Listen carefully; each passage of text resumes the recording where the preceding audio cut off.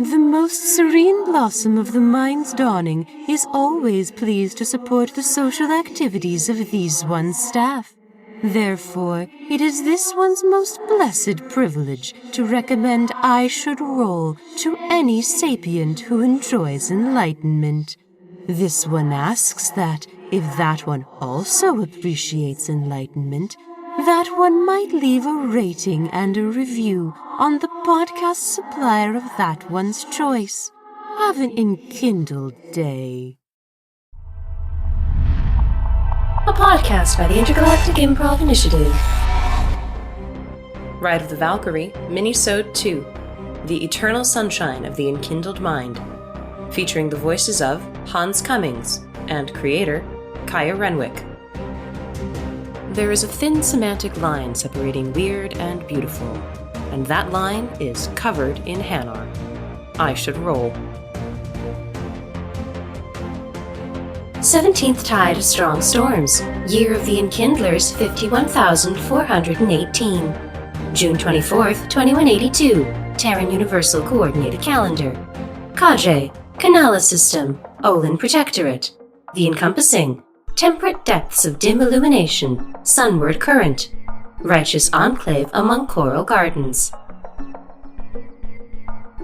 We join Zynamondan on Kajay, and they are in classes at the Righteous Enclave among Coral Gardens, which is a very prestigious seminary. It's a beautiful, beautiful campus, set, as the name would suggest, in a large coral reef in the northern hemisphere of Kajay. It has been meticulously maintained and conserved over the millennia as a divine gift. It does not allow any non-Hanar adherents. Its dogma is extremely strict. They have Enkindler artifacts in their archives, and only the most senior students can interact with them. It's a strongly evangelical seminary, but it is also very strict about who is allowed to do the proselytizing. Only the most senior students may do so. They look down upon those Enkindler colleges that send out missionaries across the galaxy. They find that irresponsible. The Enkindlers blessed only these ones with direct enlightenment. It is these ones' sacred duty to safeguard and maintain the integrity of the Enkindler's word. And to finally highlight just how strict these folks are, they have a quote-unquote dress code. Now, how does a dress code work for Hanar? Well, students are only allowed to use certain subsets of the light spectrum to communicate with their teachers. This is considered extra respectful. Probably once upon a time, these were considered to be like the Protheans' favorite colors. Right. Or something of that sort. So, being as this is an extremely strict and arguably repressed college campus, naturally, this campus has an absolutely bumpin' student life. Because as soon as you start repressing people's sense of self, that means that there are no inhibitions in other areas. Now, what would Zin's favorite class be? If we're thinking, this is somewhere, in his, I think you said 10 years, so in their, 8th to 9th year or something like that. What's their favorite class? I am going to say Comparative Galactic Religion is his current favorite because it gives him authorized access to other cultures. Love that. Yeah, Comparative Galactic Religion. It is a sparsely attended class, I would say. The teacher of Comparative Galactic Religion is Kisei Vasta, who is one of the few Hanar who allow students to use the short form of their face name, Kisei. They are known as a challenging teacher. They frequently challenge the students in their class about stereotypes about other species, and they take their topic quite seriously. This would essentially be a graduate level course. This is not an introduction to Comparative Galactic Religion. This is the nitty-gritty. And so we're probably getting into comparisons between, the ancestral spirits of the Turians versus the ancestor worship of the Quarians, and working in, the concepts of we're probably getting into Shintoism in there as well, and conversely comparing that to the reincarnation cycle of Buddhism and Hinduism, stuff like that.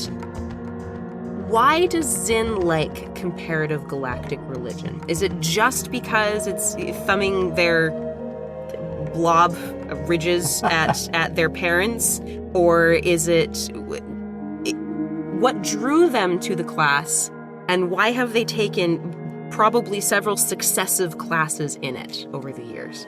Well, officially, Zyn is taking this class because it will enable them to properly refute the false propaganda of other religions in the galaxy and successfully debate the wisdom of the Enkindlers. That's the official explanation that they give their progenitors. Unofficially, they like it because it actually gets them talking and listening and learning about other cultures. Even if it is a kind of narrow window into that culture, sure, there is still a lot of information that can be gleaned from learning about a culture's religious beliefs or lack thereof. Very true, very true.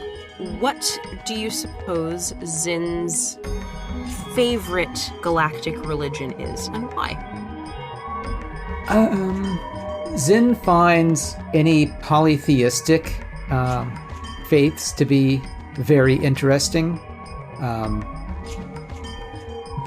Having also an engineering background, Zyn likes things that have clear explanations as to how things work and how to combine things in ways that makes things work.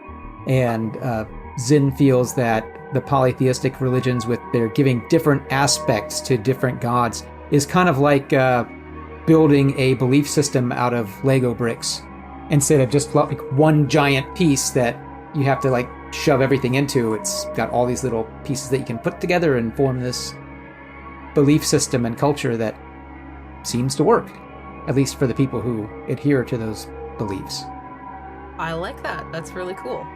So the classroom for comparative galactic religion, as much as any of the classrooms are classrooms in this coral reef, they're a little bit more like Zen gardens, that sort of idea. And so the coral has been, it's not tended because that would insinuate that the tenders have agency over the natural order of things as the Enkindlers will it to be.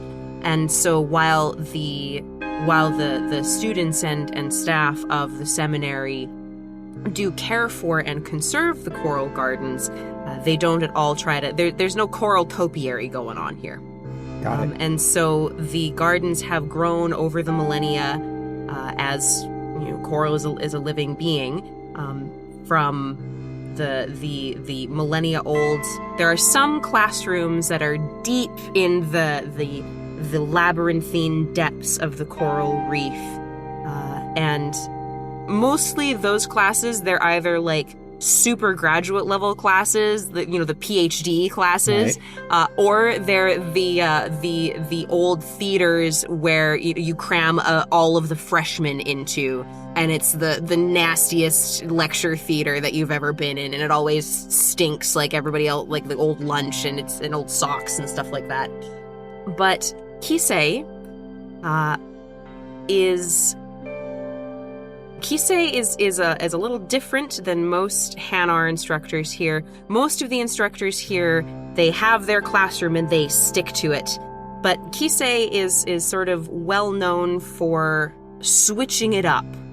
And so some years they teach in one of the low theaters, and some years they teach on like the very tip-top platforms of new coral. And sometimes they're often the the additions as the seminary has spread, and some coral reefs are taken over by other wildlife, as it were, because we couldn't get in the way of what the environment is telling us, that sort of thing. So this year, Comparative Galactic Religion 902 or whatever, I don't know, is being held in kind of a cramped little garden of coral that's got some tube-like protrusions arching over, and there's a little tiny school of fish that has made it their home in this particular array of coral, and it sort of forms a sort of a natural umbrella over this little bowl where the Hanar are hanging out. So I imagine that this class has maybe half a dozen to 10 Hanar in it, max. The entire student body of the Righteous Enclave among the Coral Gardens is probably on the order of like a couple thousand sort of deal. It's big, but it's not huge. It's very, very old, very well established. And so, we're probably talking like, 300 to 400 in freshman year, and then they get winnowed out as the years go by. So where would Zyn float in the circle of the class? Zyn has a very comfortable spot, kind of in the middle, not too close to the front, because they do not wish to appear to be too much of an eager student, although they like the hippiness of this particular instructor, who seems like the type like, let's go outside, it's a beautiful day. Oh yeah. But not towards the back, because it's hard to see the bioluminescence through the bodies of all the other Hanar. Yeah, fair enough. Does Zyn have any friends in this class? Sure. Everyone in this class is the type of Hanar that seeks a greater level of enlightenment than others, since they are interested in learning about the other galactic religions. So clearly these are all the cream of the crop of this particular establishment. Yes, you are bang on. There are at least 5 other Hanar in here that I have given names, and so I will introduce you to them, and you can pick who you want to sit beside. There's Velisiskali, who is very serious Hanar, and they're actually a TA in another class. They TA for history, and specifically Enkindler history. Mm-hmm. Although they also teach, they also help out with like the freshman Hanar history 101 sort of deal. They're very, very serious, very studious. If you want notes from somebody, you go talk to Veli. There's Martotuni, who is like peas in a pod with Kisei. They're dreamy. Their bioluminescence is always like hazy. They're the stoner kid. You wouldn't be surprised if they partake in like Drell hallucinogenic oils sort of thing. Marto, stop licking the Drell. Exactly. Kisei is you're absolutely right. Hippie sort of granola belt, but like serious about it. Marto is just a little kooky, but has this knack for well, they're particularly good with languages. They're very good at understanding other species' languages and translating the particulars into Hanar bioluminescence. And just every once in a while, they come out with this pearl of wisdom, and that's when you understand why they're still here after however many years. There is Imea Ruskin, who is the epitome of a brown-nosing, sucking-up teacher's pet. Imea is probably on a quest to get like a 4.6 out of 4.5 GPA in every class. They are an eternal student. They know their shit, but there's a reason that you go to Veli for notes and not Imea. There's Usko Vaiskas, who probably reminds Zin of their progenitors, in that Usko believes everything about the Enkindlers, whole bodily. Their goal in life is to spread the gospel of the Enkindlers to the world. Usko could be the preaching jellyfish in MU1, honestly. That's the level of devotion here. And finally, we have Epa Kunaura, who is, Zin's honestly probably not quite sure how Epa is still a student here, because they are the most irreverent, shit-disturbing Hanar Zin has probably ever met who's at seminary. Like, there might be somebody out in the galaxy who is more irreverent, more sacrilegious, heretical, and blasphemous than Epa, but certainly not in Zin's social circles. So these Hanar are all in this class. Who's Zin hanging out with? Zin will be sitting next to Marto Tuni. Nice. Okay, so today's lecture, Kisei is discussing the finer points of Siari, which is the Asari philosophy of all is one. Okay. Is literally what Siari means. Siari came into existence after worship of Athame and the other goddesses fell out of favor. It is now practiced by most Asari. It has sort of a religious aspect to it, but also has a significant cultural aspect to it. So today, Kisei is talking about the connection of biotics to the philosophy of Siari, and how dark energy permeating all things informs the Asari understanding of all beings and all creatures and all objects and all matter and all energy being connected. These ones would do well to learn from the understanding of the Asari in the connectedness of all things. Marto is probably, I'm imagining it's the Hanar equivalent of like leaning on, with like staring into space, leaning on your hand and staring into space. But for a Hanar, it's just kind of like this gentle swaying side to side, like they're letting themselves be taken by the current of both Kisei's wise words and the gentle movement of the water. What is Zin thinking about right now?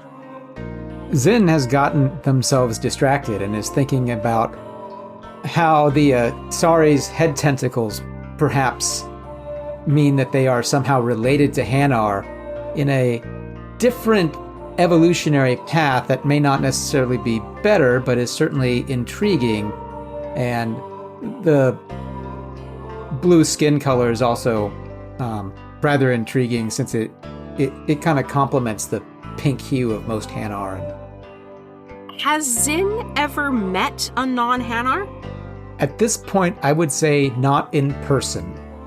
Zin has, of course, seen them on various holo vids and on the news and through just, being a member of society, but has never actually encountered anyone who is not Hanar. Does Zin want to? Of course. Zin never wanted to go to the seminary in the first place. This is only to please Zin's progenitors, because Zin doesn't know how to otherwise live. I mean, this is all Zin has known was what their progenitors have had them do. So the thought of striking out on one's own to seek their fortune in the greater galaxy with no support whatsoever is slightly terrifying. How practiced do you think Zin is at keeping their thoughts non-visible? Deception is 0. Probably not very well. Zin tends to focus very strongly on what they are doing while in the presence of their progenitors to keep from getting into trouble. But when away from them, thoughts tend to stray a lot. Sure. Okay, then I'm gonna do a quick little roll for Kisei here and see how much attention Kisei is paying. Not really. Kisei is thoroughly interested in their expounding upon Ciari, and does not notice Zin's flashes of color. However, Marto nudges you with a tentacle. Do you pay attention or do you ignore them? Oh, I will respond like, ooh. What do you desire of this one? So I'm imagining that you're doing like this little, the subtle flashing of communication. Yeah. Hanar whispering.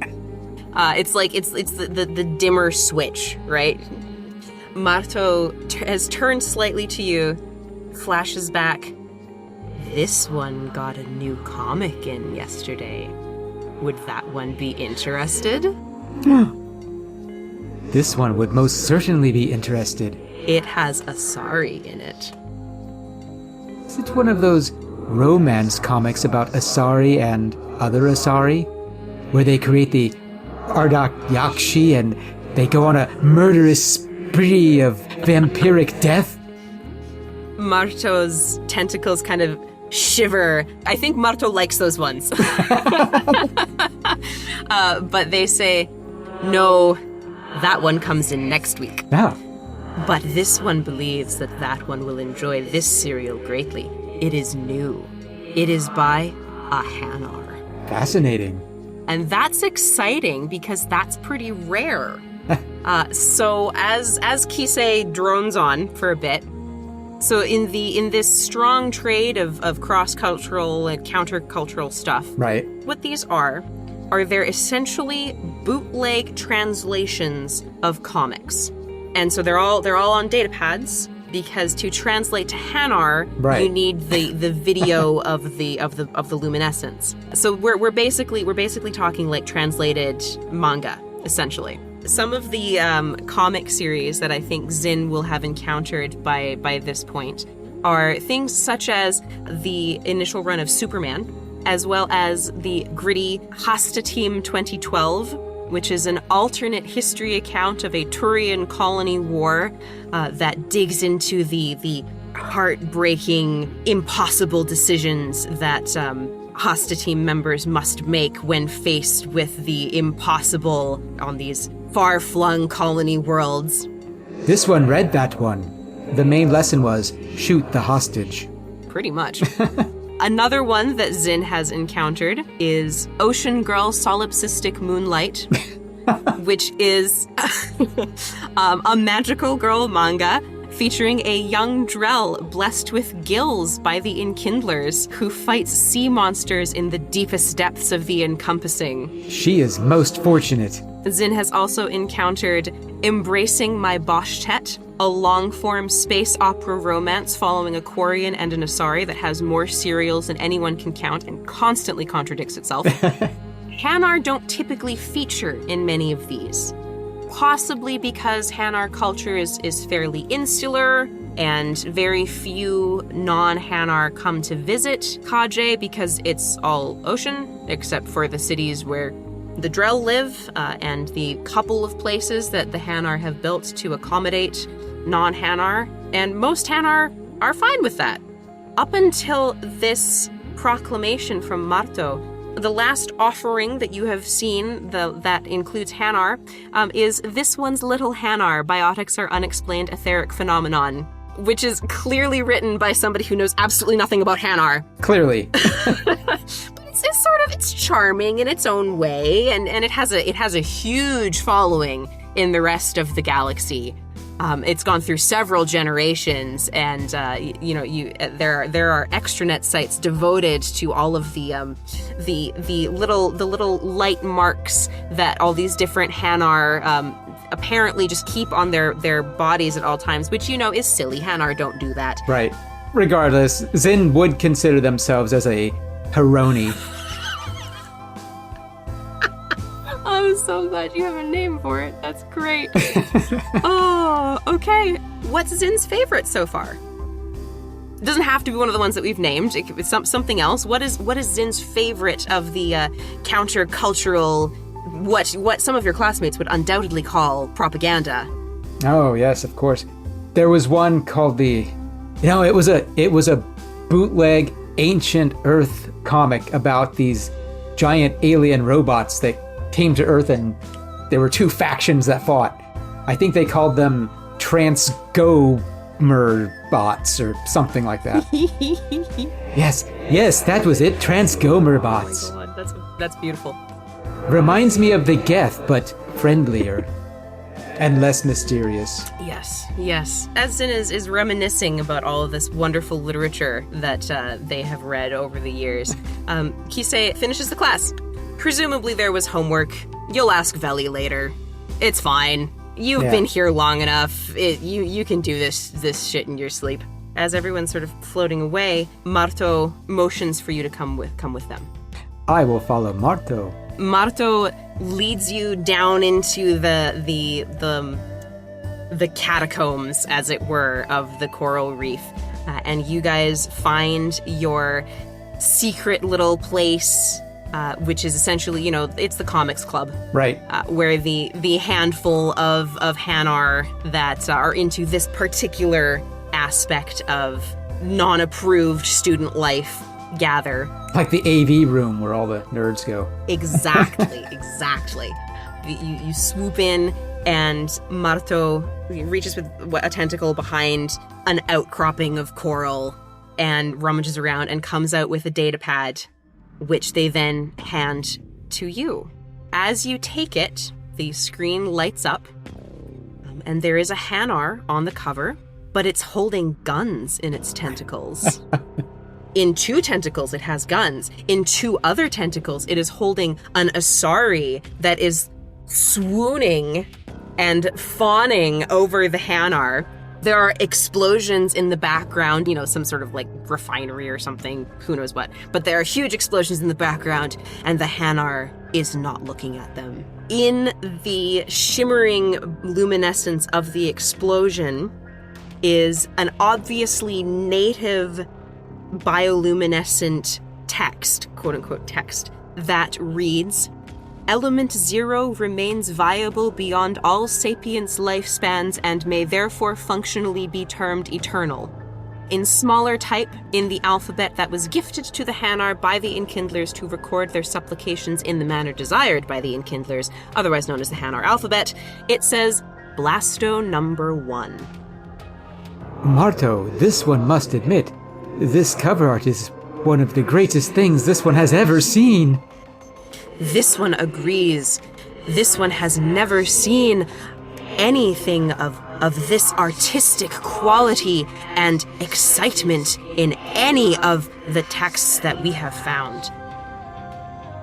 Does this Blasto use miniature Mass Effect fields to lift those very heavy handguns? Yes. Blasto can even use biotics like an Asari. I must read this. This one must... this one has forgotten how to speak properly. This one must read this immediately. Pardon this one for using forbidden language and familiar terms.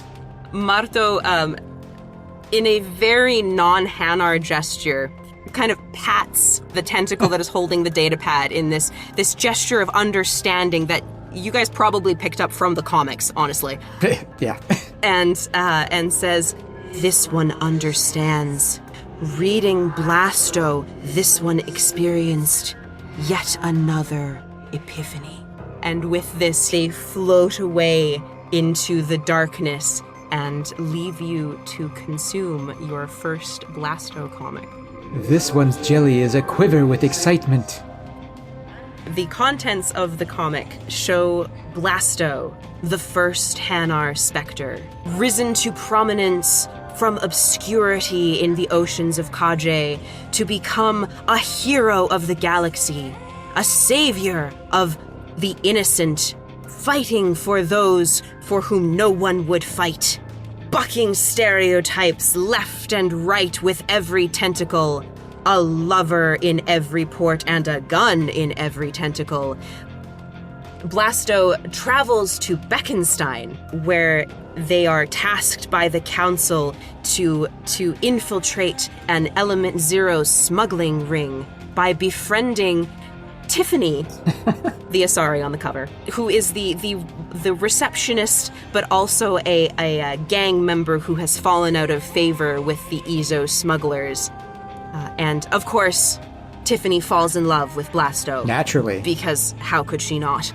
Blasto, of course, saves the day and blows up the Ezo refinery and bids a fond, prosaic farewell to the heartbroken Tiffany, who cannot follow in Blasto's footsteps, for they must continue on the next assignment from the Citadel, but they will always have Beckenstein.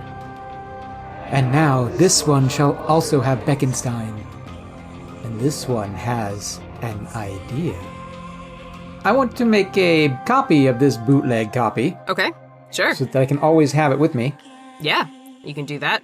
I'm sure you and Marto have made dozens of bootleg copies of your comics over the years. Yeah, for sure.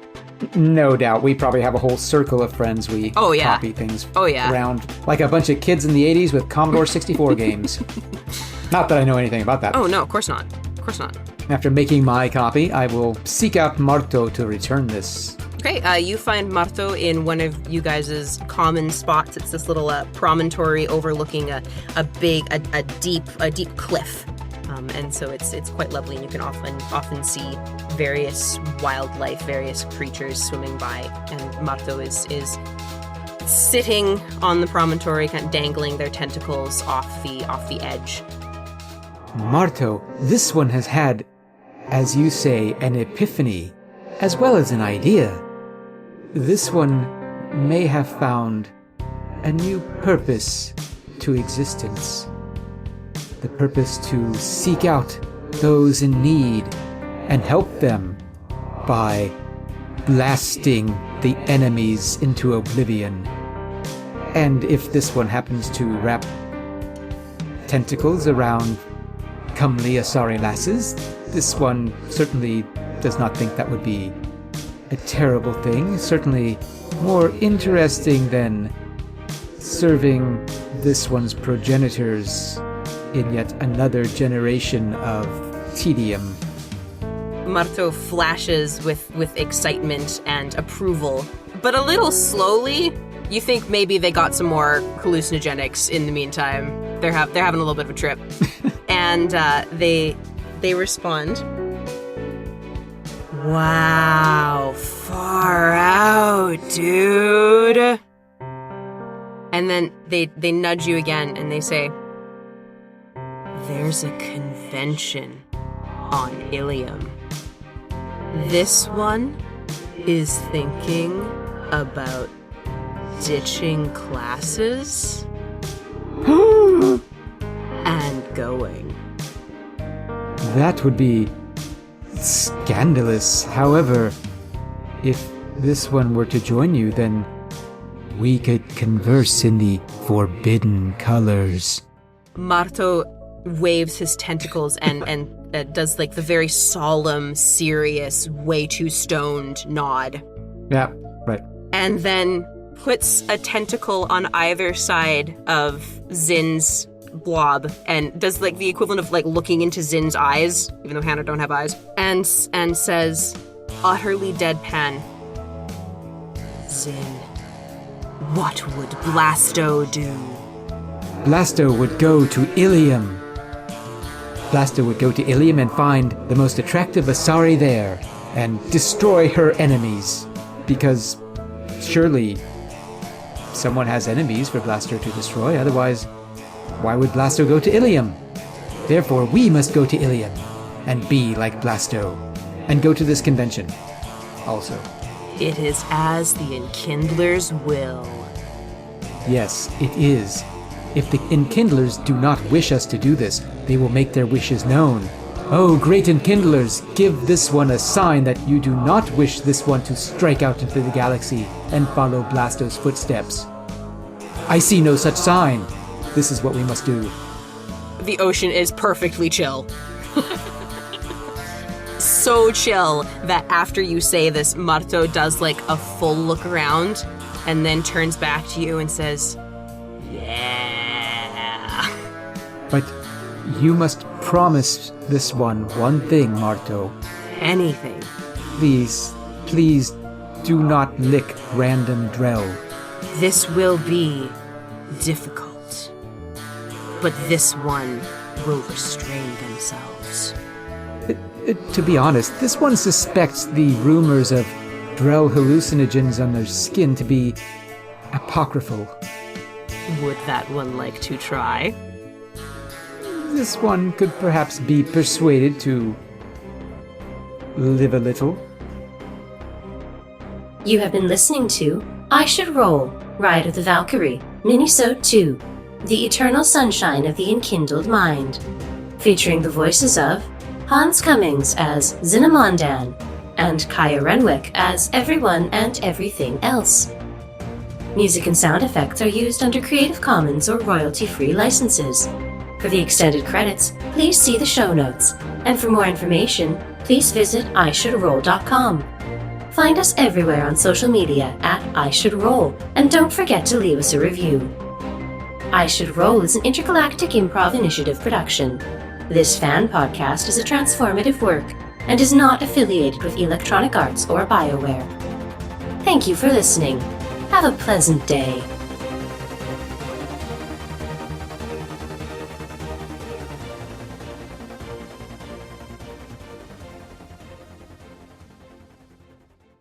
This is Zynamondan.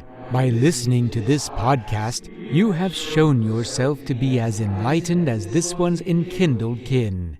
If you have enjoyed our chaotic adventures, then this one is certain the Enkindlers will bless you if you leave a rating and review with your preferred podcast provider. Like a Hanar proselytizing on the Citadel, please apprise your friends about our existence and entertainment value. This one should roll.